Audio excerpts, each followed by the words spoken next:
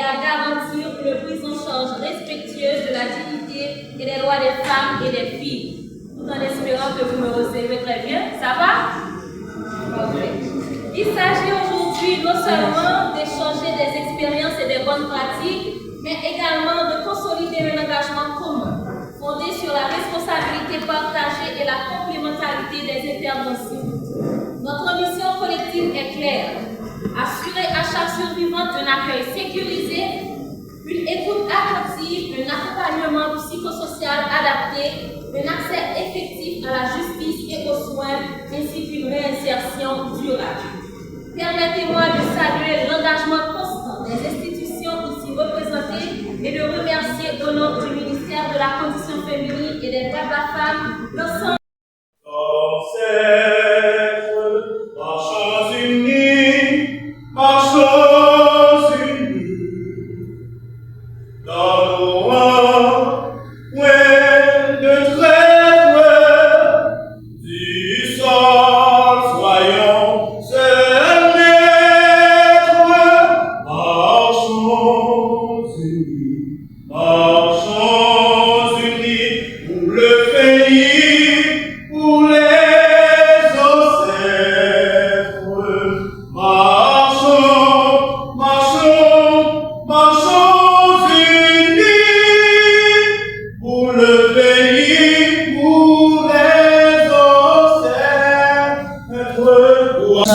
Des survivantes.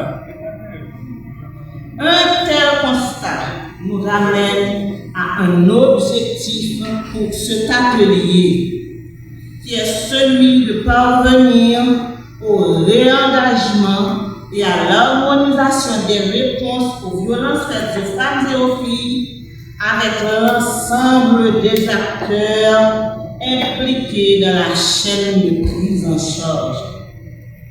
Le présent atelier interinstitutionnel vise également à renforcer la collaboration entre les acteurs afin d'améliorer la qualité, la rapidité et l'efficacité de la prise en charge des survivantes dans une approche holistique centrée sur les droits, la dignité et la sécurité de nos femmes et de nos filles. La prise en charge multidisciplinaire implique l'intervention concertée des secteurs de la santé, de la justice, de la police, des services sociaux, des organisations communautaires et des partenaires techniques et financiers. Elle suppose également une approche fondée sur les droits, le respect, la confidentialité et la non-discrimination. Cet atelier représente une étape déterminante pour l'UNFPA. Nous sommes fiers d'être toujours aux côtés du pays pour renforcer les mécanismes de coordination interinstitutionnelle existants, améliorer les protocoles et outils de référence et de contre-référence. Les discussions techniques permettront certes une identification conjointe des défis opérationnels et solutions concrètes adaptées au contexte national. L'engagement de l'ensemble des institutions de l'État, des agences du système des Nations Unies et des organisations de la société civile réunies ici. Votre présence témoigne d'une volonté collective, celle de ne plus laisser les survivantes des violences faites seules, faire seules le chemin complexe et douloureux vers la protection, la justice et la réparation. Les violences faites aux femmes et aux filles demeurent l'une des violations des droits humains les plus répandues, les plus persistantes et les plus destructrices. Elles affectent la santé, la dignité, la sécurité. Les abus sexuels dans les structures de santé, notamment dans les sites de déplacés. Nous appuyons également le renforcement des capacités des structures sanitaires pour la gestion clinique des violences sexuelles, les soins d'urgence et le soutien psychosocial. Nous soutenons de plus la gestion des cas, les mécanismes de référencement et l'accompagnement individualisé en collaboration avec les autorités nationales et les partenaires. Au-delà des soins immédiats, l'UNICEF soutient l'accès à une prise en charge holistique qui inclut, selon les besoins, un hébergement sécurisé, un soutien psychosocial renforcé, la relocalisation lorsque nécessaire et surtout la réinsertion sociale et scolaire. Cela est un point déterminant car une fille survivante de la table sectorielle pour la prise en charge sécuritaire et humanitaire des femmes survivantes de violences est une initiative à encourager afin d'accompagner les victimes pour leur permettre de surmonter leurs souffrances et de croire qu'elles peuvent surmonter les épreuves et continuer à vivre grâce au soutien que tous nous pouvons leur apporter. Documentaire ça sur garder dit nous on bagaille. Il dit nous que nous pas doit être abgade. Nous on travail pour faire.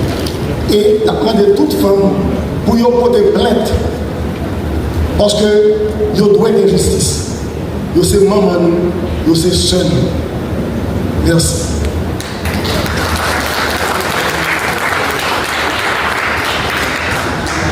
Féminine et des droits de la femme, Madame Pédika Saint-Jean, sous vos applaudissements s'il vous plaît, je vous demande indispensable pour renforcer la coopération entre les secteurs de la santé, de la justice, de la sécurité publique, des affaires sociales et de l'action humanitaire. Elle vise à garantir que chaque survivante, où qu'elle se trouve sur le territoire, puisse accéder rapidement à des soins médicaux appropriés, à un accompagnement psychosocial de qualité, à une protection sécuritaire effective et à un accès réel à la justice. Aujourd'hui, plus que jamais, nous devons regarder la réalité en face avec courage et détermination. La violence basée sur le genre en Haïti est un fléau quotidien qui touche des milliers de femmes et de filles, déchirant les familles, brisant des vies et sapant les fondements mêmes de notre société. Selon les informations du sous-cluster VBG, entre janvier et septembre 2025, plus de 7400 incidents de violence basés sur le genre ont été rapportés, soit en moyenne près de 27 cas par jour, dont plus de la moitié sont des violences sexuelles et une grande partie implique des viols collectifs perpétrés par des groupes armés dans un contexte d'insécurité généralisée. Parmi les survivantes, les femmes adultes représentent près de 76% et les filles environ 14% des victimes, ce qui souligne l'extrême vulnérabilité de ces populations face à ce phénomène tragique. Chers partenaires institutionnels, ces chiffres sont le reflet d'un échec collectif si nous ne réagissons pas avec une réponse institutionnelle coordonnée, capable de protéger efficacement, d'accompagner dignement et de prévenir durablement chaque forme de violence faite aux femmes et aux filles. Cette réponse ne peut être l'œuvre d'un seul ministère ou d'un seul secteur. Elle exige l'engagement déterminé de l'ensemble des institutions de l'État, des partenaires nationaux et internationaux, de la société civile ainsi que chaque citoyenne et chaque citoyen. C'est pourquoi notre action aujourd'hui doit être ancrée dans une coordination renforcée, des mécanismes opérationnels et des résultats concrets qui transformeront ces engagements en changements réels, visibles et mesurables pour toutes les survivants. Mais elle doit aussi s'ancrer dans nos engagements juridiques et politiques. À cet égard, je veux insister sur la Convention de Belém do Pará, instrument majeur qui fonde notre responsabilité. Cette convention nous rappelle que la violence basée sur le genre n'est ni une fatalité culturelle, ni une affaire privée. C'est une violation de droits humains. En la ratifiant, Haïti s'est engagé à agir avec diligence pour prévenir les violences, protéger les survivants, poursuivre les auteurs et mettre en place des politiques publiques plus efficaces.